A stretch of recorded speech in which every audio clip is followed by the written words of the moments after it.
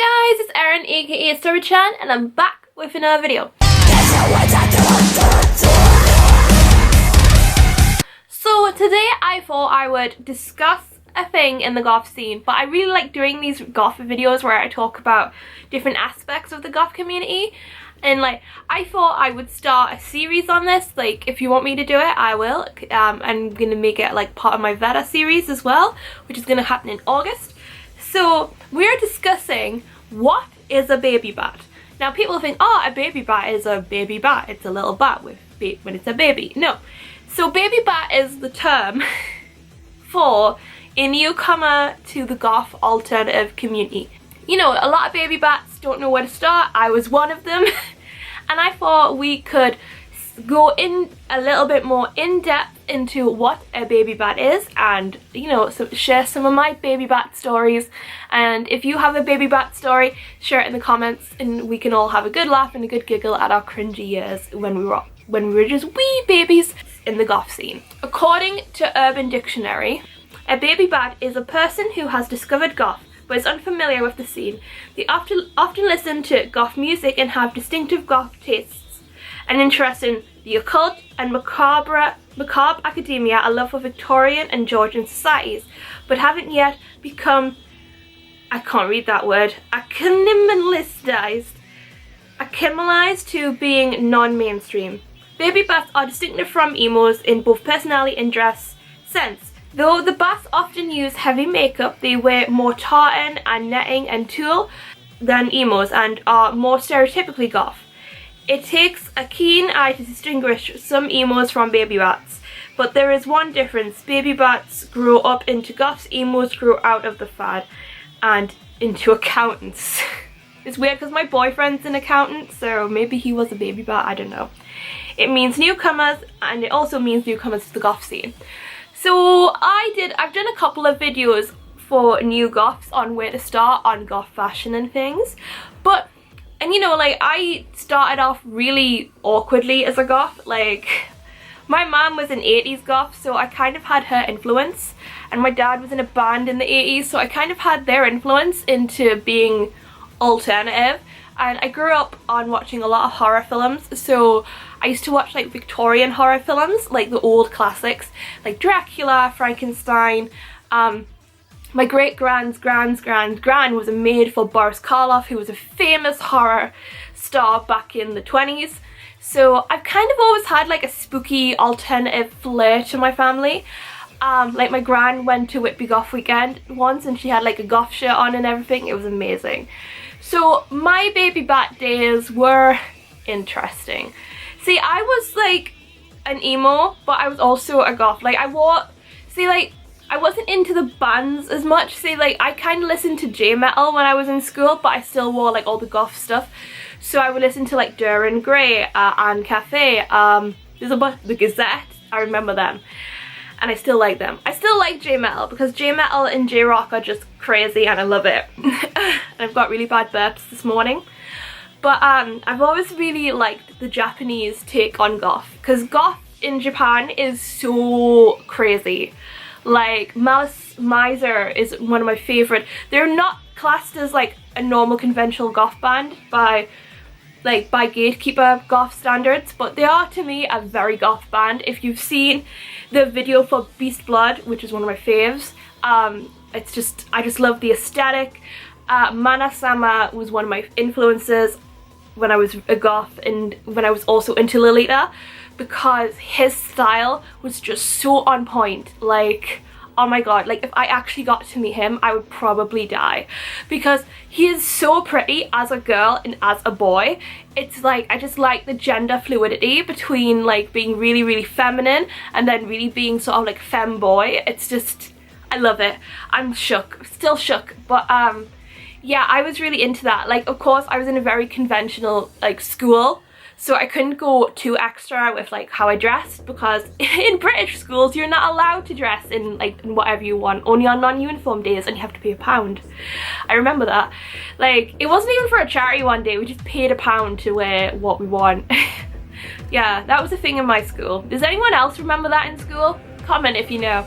But every non-uniform day I used to wear like fishnets ripped tights. I had my first pair of New Rocks when I was 15, and I would wear them every non-uniform day because I wanted to feel taller than the other kids, because I was quite a short child, so I wanted to be massive. I wore all sorts of stuff. I got my, there used to be like 2 really big goth shops where I used to live. There was Dot Black in Kathmandu, and they've unfortunately closed now because of the interwebs in buying stuff online now. They actually shut. I think like the only Dot Black store, well, it's not really a store now, it's a tattoo parlor where I get my tattoos done. That's the only one that's open now, but there was one in Newcastle, and there was one in Newcastle and that closed.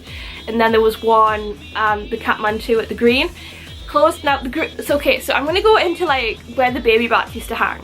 So when I was a baby goth, like we used to hang out at the Green, which was known as Goth Green, and it was this big piece of park, and every Saturday the goths and metalers used to just inhabit it, and it was just fun. Like I used to go like a couple of times because I didn't really have a lot of friends, so I was kind of like just sitting there really awkward.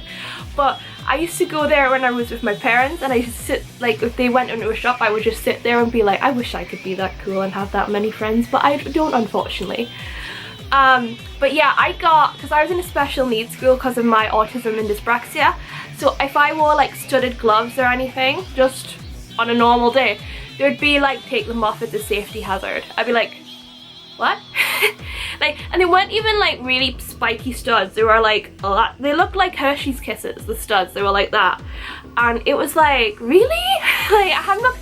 Yeah. And then there was like one time when I wore a hoodie or something, and I was like, it was cold, so I put my arms inside my hoodie, and it was like, oh, you can't do that, it's a health and safety hazard. I'm like, I'm literally freezing, can I not just do that and warm up? But yeah, I used to try and make my school uniform a little bit gothy, so I used to wear long black skirts.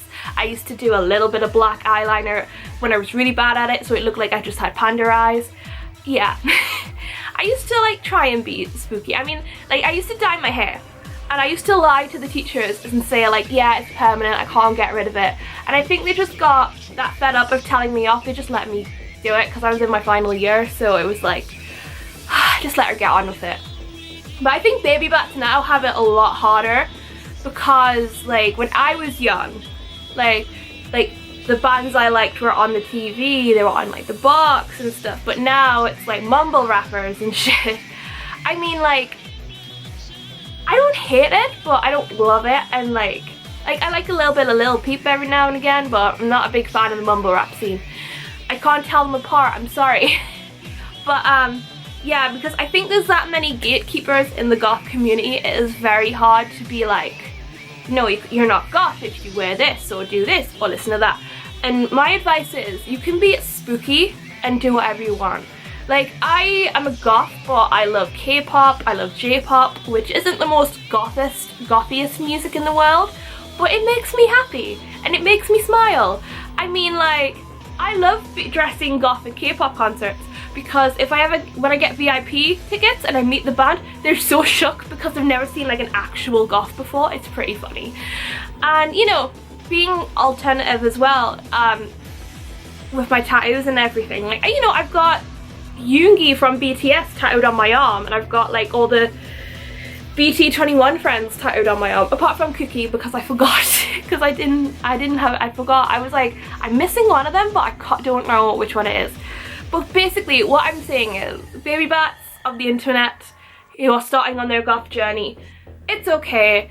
You grow your own wings. Like, literally just start buying black things from Primark and you will get to that level. It's like a Pokemon evolution. Like, it's like a Pokemon evolution basically.